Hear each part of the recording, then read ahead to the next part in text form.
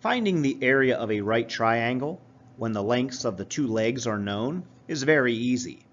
I'm sure you're familiar with the basic formula for area of a triangle, area equals 1/2 base times height, which could be applied to this triangle as 1/2 times 6 times 5, which results in 15 square units for the area of this right triangle. However, finding the area of all triangles is not quite this easy. In this video, we'll discuss a formula that can be used to find the area of almost any triangle, but it requires trigonometry to use. Let's look at a non-right triangle. In this triangle, we have two sides, 8 and 6. If we consider the side that is 6 to be the base, we don't have enough information to find the area of this triangle yet, unless we are provided with a height. If the height is 7, then the area of this triangle would be 1/2 times 6 times 7 equals 21. 21 square units. In another non-right triangle, a triangle with two sides 6 and 7, we'll call the side that is 6 units along the base. If you do not know the height, the formula 1/2 base times height will not give you the area. Just knowing that one side is 6 and one side is 7 is not enough information to identify the height, and therefore this formula does not provide enough information to compute the area.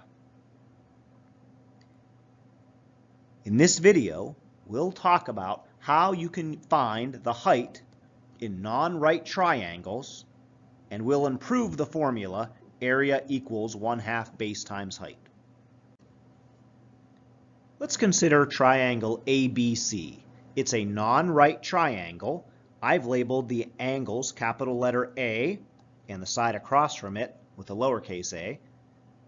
Capital letter B is the second vertice, and across from angle B is side B, and finally across from angle C is side C. Now the area of this triangle could be described as 1/2 base times height, but even if you know the lengths of all three sides, that's not enough information to use this formula to find the area. Knowing the lengths of these three sides does not directly tell you the length of the height. So what we're going to do is we're going to try to figure out or describe the height in terms of sides A, B, and C and angles A, B, and C. And the way that we'll do that is we'll realize that a height comes from dropping a perpendicular line from a vertice to the opposite side. And in this situation, I have the height creates a right triangle on the left and right side of our original triangle. We're going to consider the right triangle created on the left side of this diagram.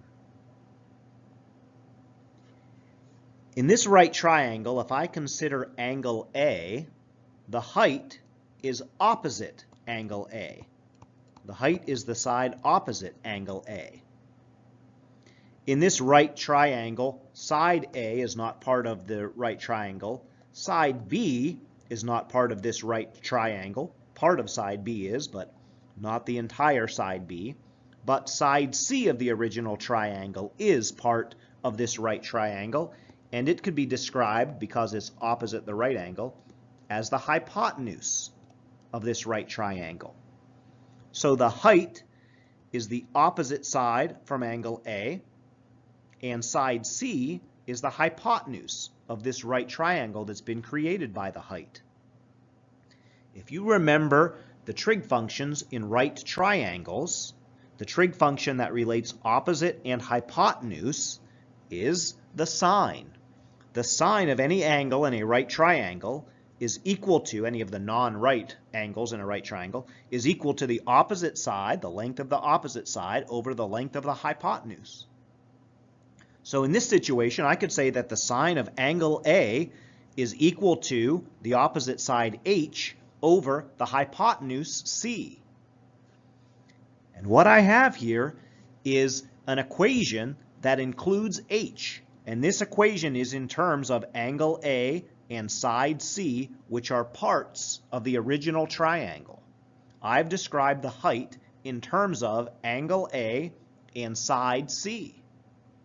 And if I can find, or if I can solve this equation for h, I'll be able to substitute that back into the area formula, and I'll have an area formula that doesn't involve the height directly. To solve this equation for h, I would begin by multiplying both sides by c, and that actually is the only step, because when you multiply both sides by c, h is isolated. H is equal to c times the sine of angle A. And again, if this is what h is equal to, I can substitute that expression into the area formula for h. The area formula for any triangle is 1/2 base times height. 1/2 base times, I'll put the height, which I know is equal to c times the sine of A, at the end of this formula. And I now have a formula for an area of a triangle that does not include the height. This formula is just in terms of angle A, side B, and side C. Those would be the only parts of the triangle that I would have to know to find the area of the triangle. This is a formula for finding the area of any triangle that doesn't include the height. Let's take it a step further. So we just proved that any triangle that's labeled with A's, B's, and C's in this way is 1/2 times side B times the length of side C times the sine of angle A.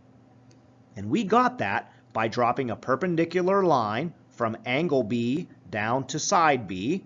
And if it's perpendicular, that would represent the height. And then we solved for the height. That process could be repeated by dropping a perpendicular line, which would represent the height, from any of the vertices. I could drop a perpendicular line from angle A down to side A, and that would create this right triangle. And going through that same process, looking at angle B and solving for h, would yield that the area was side A times side C times the sine of angle B. You can see that this corresponds to our original formula, except instead of having the sine of angle A, I have the sine of angle B. And instead of multiplying the sine of angle A by the other two sides, B and C, I multiplied the sine of angle B by the other two sides, A and C. Likewise, this formula could be adapted to focus on angle C, and you would multiply the sine of angle C times the lengths of the other two sides. These three formulas could be summarized as the area of any triangle is 1/2 times the measure of one of the sides, the lengths of one of the sides, times the length of a second side, and this could be any two sides at the beginning of this formula, but then it's the sine of the angle that's in between those two sides, the sine of the included angle. If you take a look at the diagram, you could say, okay, well, if I know side A and side B, I could use this formula, provided that I also knew angle C. This is a side times the angle in between, times the included angle, or the sine of the included angle.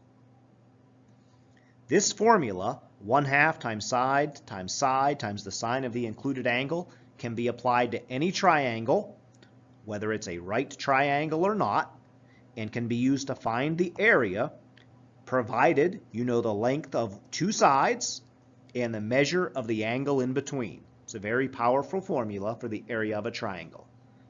Area of any triangle is 1/2 times the length of a side times the length of a second side times the sine of the included angle.